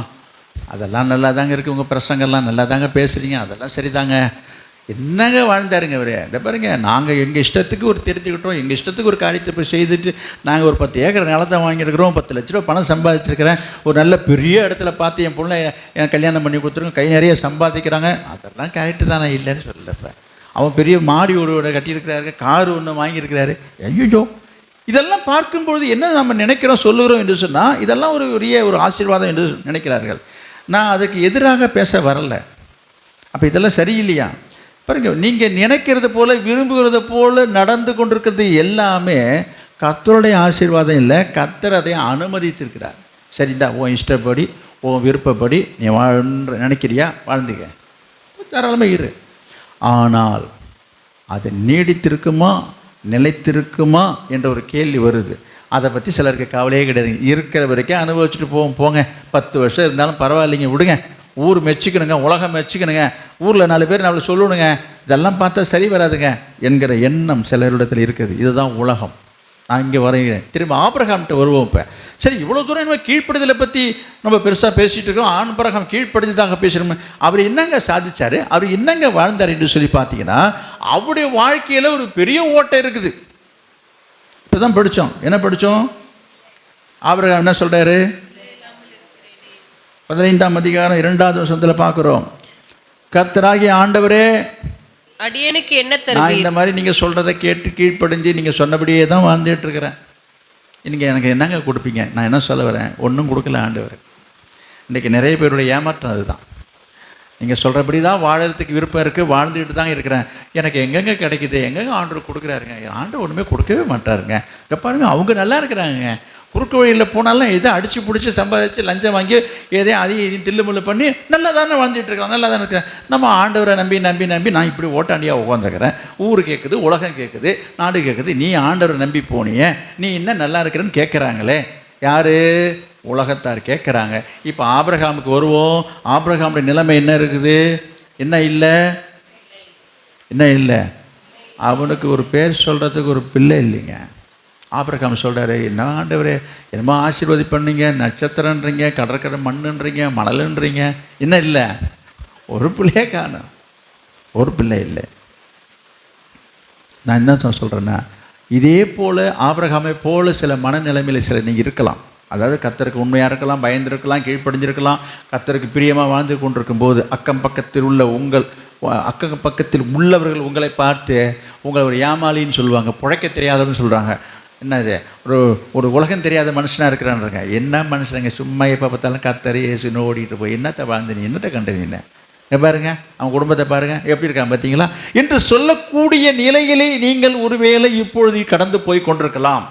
அப்படிதாங்க எல்லாரும் சொல்கிறாங்க, அப்படிதாங்க சொல்கிறாங்க. மனசு ரொம்ப கஷ்டமாக இருக்குங்க. ஆண்டவரே எங்களுக்கு நல்லா வைக்கலையே. நான் சொன்னேன், பொறுமையாக கேளுங்க. அப்போ ஆபிரகாமுடைய நிலைமையை பார்க்குறோம். ஆபிரகாமை பற்றி அக்கம் பக்கத்தில் என்ன பேசியிருப்பார்கள், என்ன சொல்லியிருப்பார்கள்? நான் சொல்கிறேன், ஆபிரகாம் இல்லை, உங்களை பற்றி பேசுவாங்க தான், உங்களை பற்றி 4 பேர் சொல்லுவாங்க தான். உங்களை சொல்கிற நிலைமையில் ஆண்டவர் வச்சுட்டாருன்னு சொல்லி நீங்கள் கவலைப்படாதீங்க, கலங்காதீங்க. ஆண்டவர்கிட்ட ஆபிரகாம் முறையிடுறான், என்ன ஆண்டவர் இப்படிலாம் எல்லாரும் பேசுவாங்களே, இப்படிலாம் சொல்லுவாங்களே. ஆண்டவர் என்ன சொல்கிறாரு? ஆண்டவர் என்ன சொல்கிறாரு? ஆண்டவர் என்ன சொல்கிறாருங்க பாருங்கள். 15ஆம் அதிகாரத்தில், அப்பொழுது கர்த்தருடைய வார்த்தை அவனுக்கு உண்டாகி, இவன் உனக்கு சுதந்திரவாளி அல்ல, உன் கர்ப்ப பிறப்பாய் இருப்பவனே உனக்கு சுதந்திரவாளியாவான் என்று சொல்லி அவர் அவனை வெளியே அழைத்து, நீ வானத்தை அண்ணாந்து பார், நட்சத்திரங்களை எண்ண உன்னாலே கூடுமானால் அவைகளை என்ன என்று சொல்லி பின்பு அவனை நோக்கி, உன் சந்ததி இவ்வண்ணமாய் இருக்கும் என்றார். சரி, கவனிங்க. ஆண்டவர் சொல்கிறாரு, இங்கே பாருப்பா, நட்சத்திரத்தை பாரு, அதே போல் உன் சந்ததி பெருகும். எல்லாம் சொல்கிறாரு தான். நடந்துச்சா? நடந்துதா? நடக்கலை. இந்த சம்பவம் நடக்கும் பொழுது ஆபிரகாமுடைய வயசு நீங்கள் வேணால் பாருங்கள். இதுக்கு அவனுக்கு வயசு ஒரு 80-84க்கு கீழே தான் வரும். ஏன் அப்படி சொல்கிறேன்னா, அதுக்கப்புறம் அவனுக்கு ஆகார் மூலமாக ஒரு குழந்தை பெற்றிருக்குது. ஆண்டவர் ஆபிரகாமை அழைக்கும் பொழுது 75 வயசு அங்கே இருக்குது. வசனம் படிச்சிங்க தானே, 12ஆம் அதிகாரத்தில் 5 இருக்குது பாருங்கள். ஆபிரகாமுக்கு வயது 75. புரியுதா? ஆபிரகாமுக்கு ஈசாக்கு பிறக்கும் பொழுது 100 வயசு. அப்போ என்னாச்சு? 25 வருஷம் இடைவெளியில் இருக்கிறான். புரியுதுங்களா? இதுக்கு இடையில் நடந்த சம்பவத்தை தான் நான் பேசிட்டு வரேன். அப்போ இடையில் எவ்வளோ பிரச்சனைகள் சந்திச்சிருக்கணும். இந்த 75 வயசுக்கு பிற்பாடு தான் ஆண்டவர் அவன்கிட்ட பேசிக்கிட்டே வர்ற தவிர ஒன்றும் நடக்கலை. பேசுகிறாரு தான், ஒன்றும் உடனே எதுவுமே நடக்கலை. இங்கே சொல்லியிருக்கோம், இங்கே பார்க்குறோம். இது சொல்லி பல வருடங்கள் கண்டு பல ஆண்டுகள் கடந்த பிற்பாடு தான் அவர் அந்த ஈசாக்கை பார்க்க முடிகிறது. நான் என்ன சொல்ல வருகிறேன், உங்களுடைய வாழ்க்கையில் உங்களை குறித்து ஒரு ஆண்டவர் ஒரு திட்டத்தை நோக்கத்தை வைத்திருப்பார் என்று சொன்னால் அதற்கென்று அவர் குறிப்பிட்ட ஒரு காலத்தையும் நேரத்தையும் வைத்திருப்பார். நான் இதை வாசிக்கும் போது தியானிக்கும் போது என் மனசில் ஒரு கேள்வி எழும்புனது என்னென்னா, அட கொடுக்குறேன்னு வேற வாயால் சொல்லியும் விட்டார். நல்லா கவனிங்க. ஆபிரகாமுக்கு ஒன்று கொடுக்கறது நிறுத்த போகிறது கிடையாது. அவர் கொடுக்கறது தான், செய்கிறது தான், நடக்கிறது தான். அது என்னங்க கொஞ்சம் முன்னாடியே கொடுத்துட்டு போயிருக்கலாம்ல. நான் உங்களோட சேர்ந்து பேசுகிறேன். இப்போ கொடுக்குற முடிவு எடுத்துட்டாரு. அதுக்கு எதுக்குங்க இவ்வளோ காலதாமதம் பண்ணிவிட்டு காலத்தை வளர்த்திக்கிட்டு நாளை வளர்த்திக்கிட்டு என்னங்க? எனக்கு இந்த காரியங்கள சில நினைக்கிற காரியத்தை நான் சொல்லுறேன். 25 வருஷம் காத்திருக்க வேண்டியா இருக்குங்க. ஏன் அதை கொஞ்சம் முன்னாடி தான் கொடுத்தா என்னாகும்? ஊரில் எத்தனை பேர் என்னதான் பேசியிருப்பாங்க, மனசு எவ்வளோ கஷ்டப்பட்டுருக்குறோம். அக்கம் பக்கத்தில் எல்லாம் பேசியிருப்பாங்க, நீ உண்மையாக இருந்த, உத்தமமாக இருந்த, கீழ்ப்படுத்தியிருந்த, தெய்வ பயத்தோடு இருந்த, என்னப்பா நீ கண்ட நீனு, உனக்கு ஒரு குழந்தை இல்லை பற்றியா, அப்படி தானே ஊர் சொல்லியிருக்கோம். அப்போ இதெல்லாம் தாங்கிக்கிட்டு இதெல்லாம் சகிச்சுக்கிட்டு அவன் கர்த்தருக்கு உண்மையாக இருந்தான். நான் உங்களுக்கு சொல்லுகிறேன், உங்கள் வாழ்க்கையில் ஆண்டவர் செய்ய நினைத்த காரியங்கள் ஒன்றும் தடைப்படாது. ஒருவேளை இந்த காரியங்கள் தடைப்பட்டு தாமதமாகும் பட்சத்திலே அக்கம் பக்கத்தில் உள்ளவருடைய சத்தத்தையோ குரலையோ வார்த்தைகளையோ நீங்கள் கேட்காதீங்கள். அது உங்கள் காதுகளை ஒலிக்கும், அது உங்கள் காதில் தொனிக்கும். அதற்கு நீங்கள் செவி சாய்க்கக்கூடாது. கர்த்தருடைய வார்த்தைக்கு நீங்கள் செவி சாய்த்து பாருங்க. கர்த்தர் உங்களை ஆசீர்வதிப்பார். ஊர் 1000 சொல்லும், உலகம் 1000 பேசும். உன்னை சுற்றி இருக்கிறவங்க பேசத்தான் செய்வார்கள், பேசுவார்கள் தான். அதில் யாரும் தடுக்க முடியாது. என்னமோ சொல்லுவாங்க, உளவாய் என்னங்கிறது, ஊர்வாய என்னங்க, உளவாயை மூட முடியாதா? உளவாயை மூடினாலும் ஊர்வாயை மூட முடியாது. ஒரு வழக்கு, அது உண்மை. அது எனவே நம்மை பற்றி மற்றவர்கள் பேசுகிறதை நம்ம என்ன செய்ய முடியாது, யார் வாயையும் மூட முடியாது, யாரையும் நீங்கள் தடுக்க முடியாது. பேசுகிறவங்க பேசிகிட்டே இருப்பாங்க, பேசிகிட்டு இருந்தால் போகிறாங்கன்னு விட்டுடுங்க. நீங்கள் யார் பேச்சை கேட்கணும், யார் சொல்கிறது உங்கள் காதில் கேட்கணும், யார் சொல்கிறது உங்கள் காதில் விழணும். இந்த பேச்சுக்கள், இந்த வார்த்தைகள் உங்கள் காதில் வந்து விழக்கூடாது. அவங்க எதாவது சொன்னால் சொல்லிட்டு போகிறாங்க. கர்த்தர் என்ன சொல்கிறாருன்றதை நீங்கள் பார்க்கணும். அது எப்போ இந்த சத்தம் கேட்கும்? கர்த்தர்கிட்ட வரணும், கர்த்தரை நோக்கி பார்க்கணும், கர்த்தரோட பேசணும், கர்த்தருக்கு கீழ்ப்படி இருக்கணும். கர்த்தரை சத்தத்துக்கு நீங்கள் செவி கொடுக்கும்போது தான் அந்த குரல் கேட்கும். நிறைய பேர் அந்த தொடர்பை விட்டுடுறாங்க, ஐக்கியத்தை விட்டுடுறாங்க, ஆராதனை விட்டுடுறாங்க, ஜபத்தை விட்டுடுறாங்க. எதுக்குன்னா, ஆனால் இவ்வளோ நாளாக போய், இத்தனை வருஷமாக போய் என்ன நான் சுகத்தை கண்டேன், என்ன விடுதலை கண்டேன், என்ன எனக்கு ஆண்டவர் செய்துட்டாரு, நான் இவ்வளோ நேர்மையாக இருந்தேன், உண்மையாக இருந்தேன், உத்தமமாக இருந்தேன், இன்னும் பயந்து நடக்கும். நான் எல்லாம் அப்படி தான் இருந்து பார்த்தேங்க. என் குடும்பம் அப்படியே வெச்ச விளக்கு மாடத்தில் இருந்த மாதிரி தாங்க இருக்கிறது. என்ன தெய்வ பயம் இல்லாதவன், சபைக்கு வராதவன், ரட்சிக்கப்படாதவன் இன்னைக்கு ஓஹோன்னு இருக்கிறாங்கங்க. அவனுக்கு பாருங்க, இன்னைக்கு 2 லாரி இருக்குது, 2 கார் இருக்குது, 2 வீடு இருக்குது, அது இருக்குது, இது இருக்குது என்று சொல்லி பார்த்து சொல்லி பேசி நிறைய பேருடைய உள்ளங்கள் தொய்ந்து போகிறது. நான் திரும்பவும் வருகிறேன். அது லோத்து போல வாழ்க்கைங்க. லோத்து அப்படி தான் வாழ்ந்தான், ஓஹோன்னு வாழ்ந்தான். ஆரம்பத்தில் துரிதமாய் கிடைத்த சுதந்திரம் முடிவிலே ஆசீர்வாதமாக இருக்காது. ஆபிரகாம் காத்திருந்தான், 25 வருஷங்களாக காத்திருந்தான். அவன் என்னங்க பாவம் செய்தான்? நான் உங்களுக்கு சொல்கிறேன். அதே போல் நீங்களும் நினைக்கக்கூடாது, அப்போ நான் எங்கேயும் வந்து 25 வருஷம் காத்திருக்க சொல்கிறேன். நான் அப்படி சொல்ல வரல. எத்தனை ஆண்டு காலங்கள் ஆண்டவர் உங்கள் வாழ்க்கையில் செய்கின்ற காரியங்களை தாமதப்படுத்துகிறாரோ அது வரைக்கும் நம்ம காத்திருக்க வேண்டியது நம்முடைய கடமை. இது வந்து கீழ்ப்படிதல், அவர் மீது வைத்திருக்க நம்பிக்கை, விசுவாசத்தினுடைய அடையாளம். அவருடைய சத்தத்துக்கு நம்ம கீழ்ப்படிந்து இருக்கும்போது கர்த்தர் உங்களை ஆசீர்வதிப்பார், உங்களை உன்னதங்களில் கொண்டு போய் உட்கார வைப்பார். அதனால தான் ஆபிரகாம் ஆண்டவர் சொல்லும்போது, நான் ஆபிரகாமின் தேவன், நான் ஈசாக்கின் தேவன், நான் யாக்கோபின் தேவன் என்று அவர் ரொம்ப பெருமையாக சொல்லுகிறாரு. லோத்தின் தேவன் சொல்லிக்கிறாரு. லோத்தை பற்றி சொல்கிறதுக்கே ஒரு சங்கடமான ஒரு வாழ்க்கை வாழ்ந்து அவர் சரித்திரம் முடிந்து விட்டது. அவனுடைய தெரிந்து கொள்ளுதலை பாருங்கள், அவனுடைய தெரிந்தெடுப்பை பாருங்கள். எப்படி தெரிந்து கொண்டான்? செழிப்பானதையும் செழுமையாக இருக்கிறது அவன் தெரிந்து கொண்டான். ஆனாலும் அவனுடைய ஆசீர்வாதம் நிலைத்திருக்கவில்லை. நான் என்ன சொல்ல வருகிறேன்னா, உங்கள் வாழ்க்கையிலே நீங்கள் தெரிந்து கொள்ளுகிற காரியங்கள், நான் திரும்பவும் சொல்கிறேன், நீ எதை வேண்டும்னாலும் தெரிந்து கொள்ளுங்கள், எதை வேணாலும் நீங்கள் தெரிஞ்சுக்கோங்க, எது வேணாலும் உங்கள் விருப்பத்தை சொல்லுங்கள். ஆனால் ஆண்டவர் அதை அங்கீகரிக்கிறாரா என்று பாருங்கள். அவர் அங்கீகரிக்க மட்டும் அவரிடத்தில் நீங்கள் அமைதியாக காத்திருந்து உங்களை ஒப்பு கொடுங்க. கர்த்தர் உங்களை குறித்த திட்டத்தை, நோக்கத்தை, தீர்மானத்தை உங்கள் வாழ்க்கையில் நிறைவேற்றி உங்களை உயர்த்துவார். அதற்காக தான் ஆபிரகாம் என்ன செய்தான்? அடங்கி இருந்தான், கீழ்ப்படி இருந்திருந்தான். அதனால தான் ஆண்டவர் நீ என் சொல்லுக்கு கீழ்ப்படிந்தபடியினால் நான் உன்னை ஆசீர்வதிப்பேன் என்று ஆண்டவர் சொல்கிறார். எனவே ஆண்டவர் சொல்லுறதை கேட்டு நீங்கள் கீழ்ப்படிந்தால் நீங்கள் ஆசீர்வதிக்கப்படுவது மட்டுமல்ல, நீங்கள் ஆசீர்வாதமாக இருப்பீர்கள். எனவே உண்மையாகவே ஆண்டவர் ஆபிரகாமை ஆசீர்வதித்ததோடு மாத்திரமல்ல, இன்றைக்கு ஆசீர்வாதத்தினுடைய தகப்பனாக அவன் போற்றப்படுகிறான், மதிக்கப்படுகிறான். இன்றைக்கு பல ஆண்டுகள் கடந்து போனாலும் ஆபிரகாமுடைய பெயர் நிலைத்து நிற்கிறது. ஆண்டவர் எல்லா இடத்தையும் சொல்கிறார், என்னது? நான் ஆபிரகாமின் தேவன், நான் ஈசாக்கின் தேவன், நான் யாக்கோபின் தேவன் என்று அவர் எவ்வளோ பெருமையாக சொல்கிறாரு. அதே போல் ஆண்டவர் உங்களுடைய தேவன் என்று சொல்லிக்கொள்ள அவர் விரும்புகிறார். நம்ம லோத்துவை போல நம்முடைய தெரிந்து கொள்ளுதல் இல்லாமல் ஆபிரகாமை போல அவருடைய சத்தத்துக்கு கீழ்ப்படிந்து நம்ம அடங்கியிருப்போம் என்று சொன்னால் தேவ நோக்கம் உங்கள் வாழ்க்கை நிறைவேறும், நீங்கள் ஆசீர்வதிக்கப்படுவீர்கள். எனவே அதற்காக நம்ம தேவ சமூகத்தில் காலங்கள் சென்றாலும் சரி, கால தாமதமானாலும் சரி, கர்த்தருடைய சித்தத்துக்கு ஒப்பு கொடுங்க. திரும்பவும் சொல்கிறேன், உங்களுடைய தெரிந்தெடுப்பு எப்படி இருக்கிறது? நீங்கள் ஒரு காரியத்தை தெரிந்தெடுத்து ஆண்டவர்கிட்ட போய் பர்மிஷன் கேட்காதீங்க. நான் சொல்லி முடிச்சிடுறேன். நீங்கள் ஒரு காரியத்தை நீங்களாகவே டிசைட் பண்ணி அதை ஆண்டவர்கிட்ட போய் பர்மிஷன் கேட்கக்கூடாது. நீங்கள் ஒரு வேளை தெரிந்தெடுத்திருந்தாலும் அதை எப்படி கேட்கணும்னு நான் சொல்லி கொடுக்குறேன். ஆண்டவரே, நான் இந்த காரியத்தை செய்யும்படி தீர்மானிச்சிருக்கிறேன். ஒரு உதாரணத்துக்கு வரேன். இப்போ ஒரு திருமண விஷயத்தை பற்றி பேசுவோம். இப்போ ஒரு பெண்ணுக்கோ ஒரு பையனுக்கோ ஒரு பையனுக்கு ஒரு பொண்ணை பார்க்குறோம், அல்லது ஒரு பொண்ணுக்கு ஒரு மாப்பிள்ளையை பார்க்குறோம். ஒரு உதாரணத்துக்கு சொல்கிறேங்க.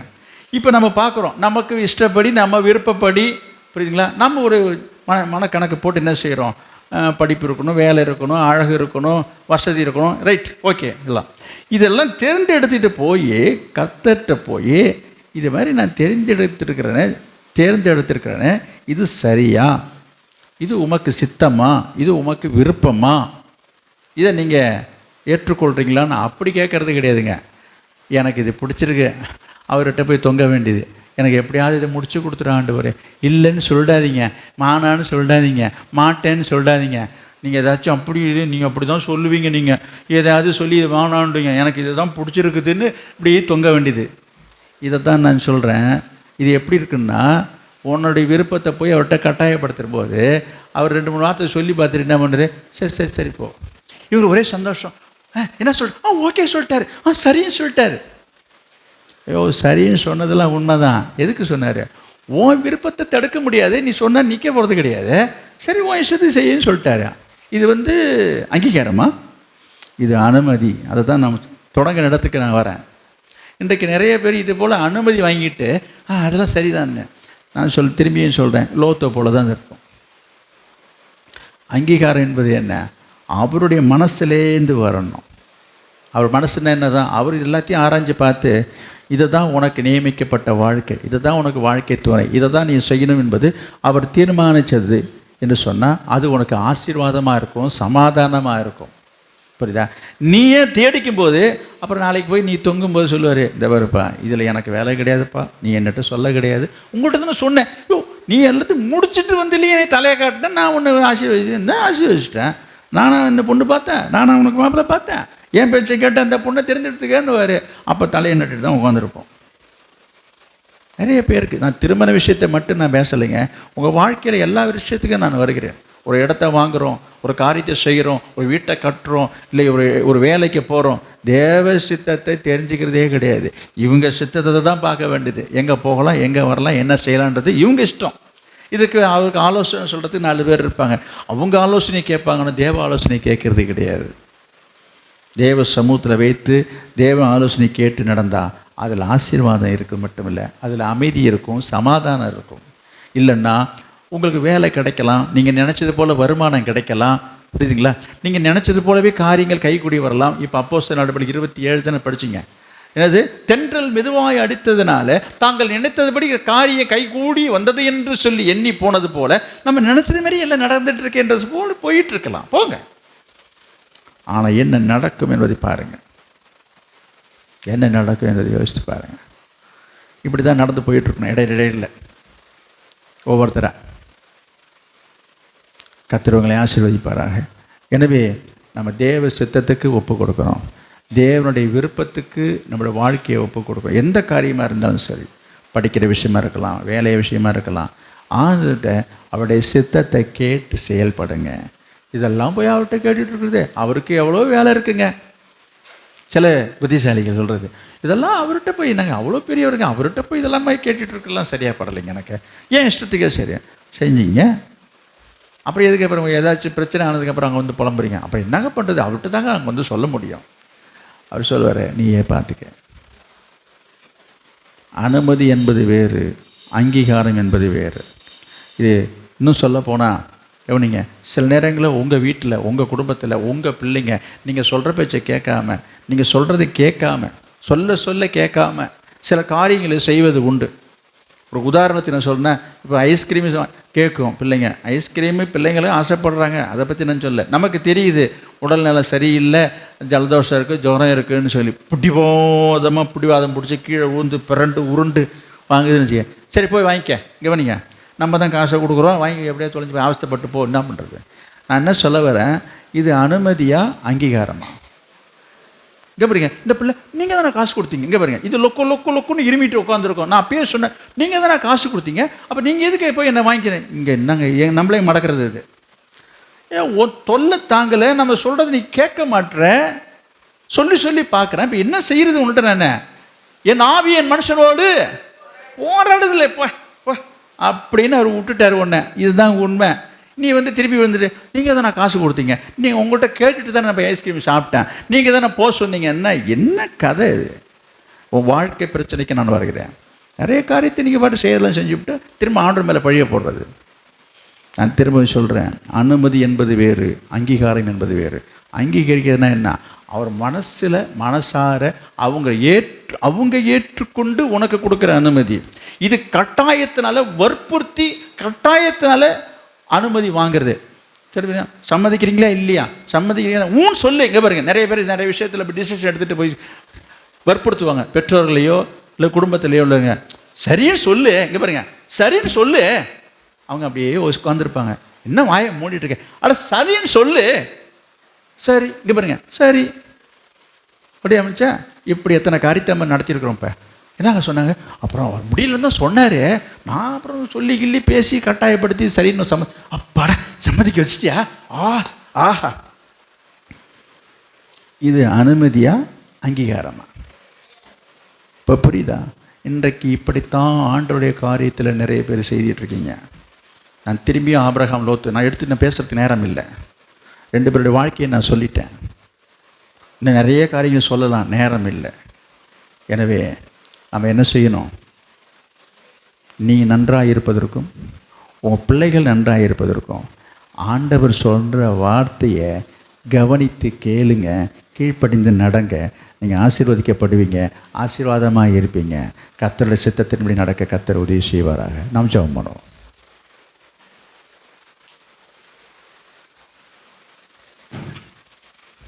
ஸ்தோத்திர ஆண்டவரே, நீங்கள் ஜெபிக்கலாம்.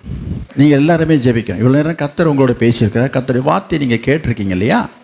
இப்போ தான் நீங்கள் வாயை திறக்கணும். இப்போ நீங்கள் வாயை திறந்து ஆண்டவர்கிட்ட நீங்கள் பேசணும், நீங்கள் ஜெபிக்கணும். கேட்டது முக்கியமாக இல்லை, நீங்கள் இப்போ பேசணும். ஜெபிக்க வேண்டிய நேரத்தில் எழுந்து இப்படி கீழே போகிறது சரியில்லை. ஜெபம் முடிஞ்சதுக்கப்புறம் போகணும், இது சரியில்லை. இதுதான் முக்கியமான நேரம் இது. பிரைஸ் தி லார்ட், அல்லேலூயா. ஒரு வார்த்தை நீங்கள் பேசணுமே, நீங்கள் ஜெபிக்கணுமே. பிரைஸ் தி லார்ட், அல்லேலூயா.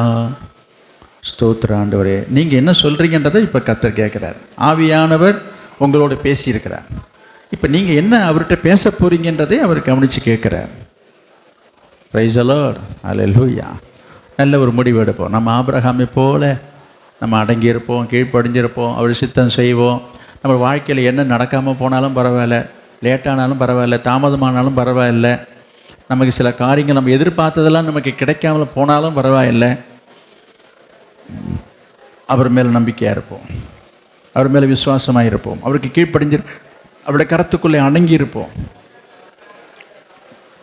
ஆண்டுடைய சித்தம் உங்கள் வாழ்க்கையில் நடக்கும், நிறைவேறும்.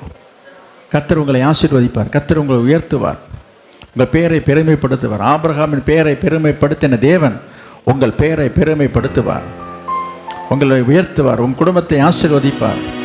லோத்தின் குடும்பத்தை போல அல்ல, ஆபிரகாம் குடும்பத்தை போல ஆசீர்வதிப்பார். உன் குடும்பம் ஆசீர்வதிக்கப்படணுமா? உன் பிள்ளைகள் ஆசீர்வாதமாக இருக்கணுமா? நீயும் உன் பிள்ளைகள் நன்றாக இருப்பதற்கு இந்த வார்த்தைக்கு உங்களை ஒப்பு கொடுங்க, கீழ்ப்படிங்க. நீங்கள் அப்போது நன்றாக இருப்பீங்க, நீங்கள் நல்லா இருப்பீங்க. கர்த்தர் உங்களை ஆசீர்வதிப்பார். ஒப்பு கொடுக்கிற உங்களை ஆண்டவர் ஆசீர்வதிக்க போகிறார். இதுவரைக்கும் நீங்கள் என்ன எப்படி இருந்தீங்களோ, இதுவரைக்கும் நீங்கள் என்ன செய்தீங்களோ, இதுவரைக்கும் எப்படி வாழ்ந்தீங்களோ, இதுவரைக்கும் எப்படி முடிவெடுத்தீங்களோ எல்லாவற்றையும் ஆண்டவர்கிட்ட ஒப்பு கொடுங்க. ஆண்டவரே, நான் இதுவரைக்கும் என் இஷ்டம் போல் என் விருப்பப்படி நான் நடந்தேன், என் விருப்பப்படியே நான் முடிவெடுத்தேன், நான் அறியாமல் இருந்துட்டேன், தெரியாமல் இருந்துட்டேன், புரியாமல் இருந்துட்டேன். ஆண்டவர், எனக்கு ஒரு நல்ல மனசை தாங்க, இருதயத்தை தாங்க, எண்ணத்தை தாங்க, சிந்தையை தாங்க, கீழ்ப்படுதல் தாங்க, பொறுமையை தாங்க, தாழ்மையை தாங்க, விசுவாசத்தை தாங்க. ஒரு ஆபிரகாமை போல ஒரு நல்ல வாழ்க்கை வாழ உதவி செய்யுங்கப்பா. ஏனோ தானே என்று நான் வாழ்ந்துட அல்ல, ஏதோ இந்த உலகத்தில் வாழ்ந்தா போதும் என்று அல்ல, 4 பேர் மெச்சிக்கிறதுக்கு நான் வாழ்ந்தா போதும் என்று அல்ல. ஆண்டவரே, நீங்கள் மெச்சிக்கிறத போல வாழணும், நீங்கள் பாராட்டுறத போல வாழணுமே. அந்த வாழ்க்கை தானே நிரந்தரம். இன்றைக்கு ஊரும் உலகமும் மெச்சிக்கிறதுனால வாழ்க்கையினால எனக்கு எந்த நன்மையும் இல்லையே. லோத்து அப்படி தான் வாழ்ந்தான். அந்த வாழ்க்கையின் முடிவு ரொம்ப ரொம்ப ரொம்ப கேவலமாக இருக்கிறது. எனவே ஆண்டவர் விரும்புகிறபடி நம்ம வாழ விரும்புவோம். ஆண்டவர் உங்களை நடத்துகிறத போல நடத்திக்க உங்களை ஒப்பு கொடுங்க. நீங்கள் ஒப்பு கொடுத்து இப்போ நீங்கள் ஜெபிச்சிங்கன்னா கர்த்தர் உங்கள் வாழ்க்கையை மாற்றுவார், உன் சூழ்நிலையை மாற்றுவார், குடும்பத்தை மாற்றுவார். கர்த்தர் உன்னை நடத்துவார், கர்த்தர் உன்னை உயர்த்துவார், கர்த்தர் உன்னை ஆசீர்வதிப்பார். உன் விருப்பத்தை ஆண்டவர் நிறைவேற்றுவார். உன் வேண்டுதலுக்கு விண்ணப்பத்துக்கு ஆண்டவர் செவி சாய்த்து அதுக்கு பதில் கொடுப்பார். அல்லேலூயா, அல்லேலூயா. Praise the Lord, praise the Lord, அல்லேலூயா. முழங்கால் படியிட வேண்டியவர்கள்லாம் உட்கார்ந்து இருக்கிறது ஒழுங்கில்லை. உங்களுக்கு ரொம்ப வயசாயிடுச்சுன்னா எழுந்து நின்று கொள்ளுங்க, தப்பு இல்லை. Price the Lord. வாலிப பிள்ளைகள்லாம் முழங்கால் போடணும். வயசானவங்கெல்லாம் எழுந்து நின்று கொள்ளுங்க, தப்பு இல்லை. உங்களால் முடியலைன்னாக்கா நின்று கொள்ளுங்க. நான் ஒரு 2 நிமிஷத்தில் நாம் ஜெபித்து முடிக்க போகிறோம். பிரைஸ் தி லார்ட், ஹல்லேலூயா. ஸ்தோத்திரம் ஆண்டவரே. ஓ ஜீசஸ், ஹல்லேலூயா. இயேசுவே உமக்கு ஸ்தோத்திரம். ஸ்தோத்திரம் ஆண்டவரே, உமக்கு ஸ்தோத்திரம். Praise the Lord. Praise the Lord. Hallelujah. ஸ்தோத்திரம், ஸ்தோத்திரம், ஸ்தோத்திரம். நீங்கள் சொல்கிற வார்த்தையை கர்த்தர் கவனித்து கேட்கிறார். நீங்கள் என்ன சொல்கிறீங்க என்பதை கர்த்தர் கவனித்து கேட்கிறார்.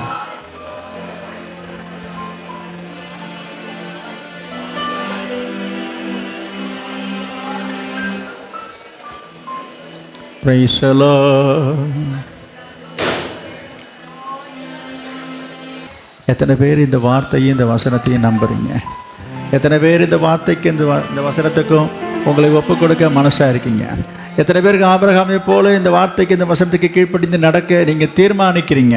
உங்களுக்கு விருப்பம் இருந்தால் உங்கள் விருப்பத்தை தெரியப்படுத்த ஒன்றுமாக உங்களுடைய வலது கையை ஆண்டவர் பார்க்கும்படியாக, நமக்கு மேலிருந்து பார்க்கிற ஆண்டவர் உங்களுடைய மனசையும் இருதயத்தையும் பார்க்கும் வண்ணமாக உங்கள் கையை உயர்த்தி அவரிடத்தில் சொல்லுங்கள், ஆண்டவரே என்னை ஆசீர்வதியும். ஆபிரகாமை போல என்னை ஆசீர்வதியும்.